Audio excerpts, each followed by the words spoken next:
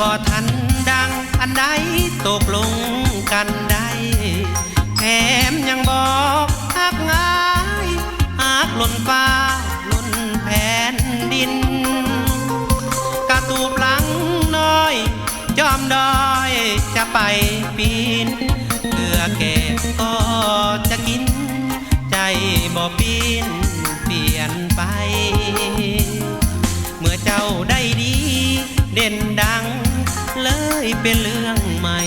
ออกหาวางลวดลายหาทางออกอยากแยกวง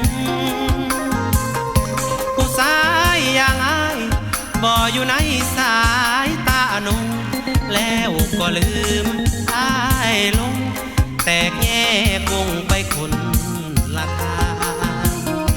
ลดจากที่ห้างที่เคยหาเคยส่งซ้อนไปเสพลำวงงานคอนเสิร์ตงานลาทีตกมามือนี้คนดีบ่อยากขี่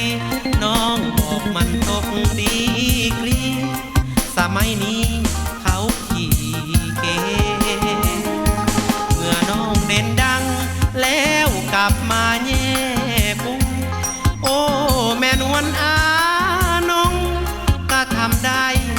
อย่างนี้ลืมคนเคยปั้นป่าพันเพลงแยกดนตรีลืมผู้ชายคนนี้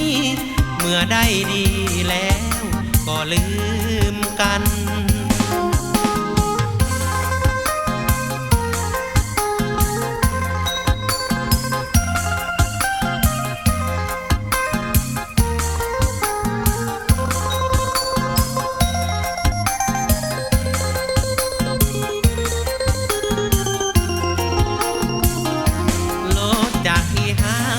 ที่เคยหาเคยส่งซ้อนไปเสพลำวง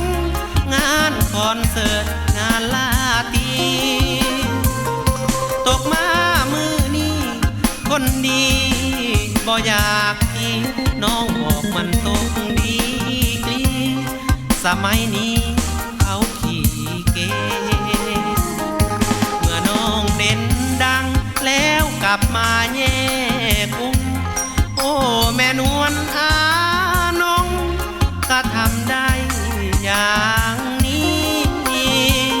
ลืมคนเคยปั้นป่าพันเพลงแยกดนตรีลืมผู้ชายคนนี้เมื่อได้ดีแล้วก็ลืมกัน